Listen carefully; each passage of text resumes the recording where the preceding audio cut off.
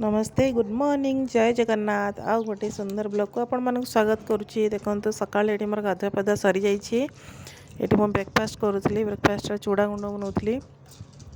तो निजे किसी बनवा तो कष्ट लगे। आज किसी टिफिन जेहेतु बन नी पुओ भी चूड़ा गुंड सका खाई मुझे चूड़ा गुंड टे खाई। ये चूड़ा गुंडा भी बहुत बढ़िया लगुच। मुझे चीनी पकई नी कि बिस्कुट हॉर्लिक्स पकई ग्राइंडिंग करी तो भल लगुला। आउ कौन निजे बनईबी से इच्छा है सकाल सकाल आलस लगुच बेले बेले। तो चूड़ा गुंड बन खाऊँ। स्कूल थे टिफिन बनाए तो निजे किसी बनवा पड़े। तो हजबैंड जाते आज मार्केट को।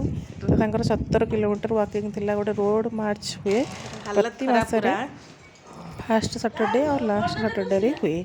तो 70 किलोमीटर चलिक आसला पर देखो हालत कौन। एवं आसिक टाइम हो गला 10:30। तो सकाल जाते 6:30 वर्दी एत मोटा है वर्दीटा पिंधिकी हेबी पूरा वाकिंग करके पूरा थकी जाइए। तो फूल नहीं तो पूजा सरीगला खाली फूल लास्ट देदेवी तो तो नहीं हालत पूरा खराब। ग्लूकोज पानी भी बनई रखी देवाई। तो खरा एबेठू देखो 10:30 एत खरा मैंने है। तो ये पूरा वाकिंग कर 70 किलोमीटर आसते केते कष्ट। तो आसला तो ये मुझे ब्रेड क्षीर ब्रेड सेकी देती। ब्रेड क्षीर खाइबे। एपटे मुझे भात बस देती कहीं मुझे सज पखाड़ करदे। आउ गरम गरम भात खाई होनी जेहेतु से भात टे ठंडा है पखाड़ी। तो सज पखाड़ करदे। तो देह टे सुस्थ लगुच भल भी लगुच। आंब ये भिजी दी पानी टे आउ बैगण गोल गोल भाजी टमाटो बड़ी पड़ी चकड़ा चकड़ी करी पखाड़ भात तो टे दला दली शाग फाग हेल्ले भल लगे। मुझे कहूली मुझे शाग हेल्ले हाँ तो मैंने मन जहाँ खोजुला से जस्ट आसिक खाई परिवार कति कौन लंबा लंबा जो नेउटियाटा। तो कहली हाँ नहीं आस से आन देखो केते सुंदर फ्रेश शागटा मत कौन तुम खोजुल तुम मन पसंद मिलगला। तो ये मुझे बाछी दूसरी भात भात हो गला। आंब भी मिलला तो आंब नहीं आसले बिना आंबर तो भात जाऊनी। गरम दिन टे आंब हेल्ले भल लगुच खाइबा। तो ये शागटा को मुझे बाछी शाग भाजी आ बैगण फागण काटिक रखीदे। ये शागटी मुझे खोजुली मुझे बहुत दिन शाग खाई तो मन जहाँ हुए से मिल जाए। ये पुओ पाठ पढ़ुची। तो एपटे मोर शाग फाग बछा बछी करी तो गरम गरम खाइला बेलू भाजी आ रेडी धुआ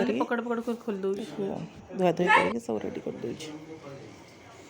ये बैगण भी गोल गोल मु भाजी देती खाइबा टिके जस्ट आगुरी टे गरम रही भल लगे। तो गोल गोल कर बैगण ये भाजी देती केवल सिंपल लुण हलदी देकी भाजी देती। ये भजाटा भी भल लगे। यहाँ भाजी देती मुझे बड़ी टमाटो फमाटो सब रेडी कर रखीदे। आज ये हजबैंड को थका लगे बोली जल्दी जल्दी खाईदेव बोली करदे। तो शाग भी धुआ धुई कर रखीदे एपटे। तो बैगण भजा सरीगला शाग भाजीदेवी ये आम खाईदेव ये। तो ये बैगणटा टे मंजी बैगणटा फ्रेश नाला। ये ग्रीन बैगणटा मिले बहुत कम मिले। तो ये जो पर्पल कलर बैगणटा यहाँ टे मंजी थी तो खाइला बेल के टेस्ट लगे। जाओ ये सब रेडी कर बड़ा बड़ी करदे। देखो एबे दला दली हेल्ले तो पखाड़ भात जाऊँगी सहित टमाटो बड़ी पड़ो और ये आंब काटी देती। आंब गुड़ा बहुत बढ़िया लगुला। यहाँ हूँ केसरी आंब से गरम शाग भजा ये सब अच्छी दही पखाड़ टे खाई मेद पूरा मस्त लगे। पेट भी पूरा फ्रेश रोचे। वीडियो भल लगे निश्चित लाइक।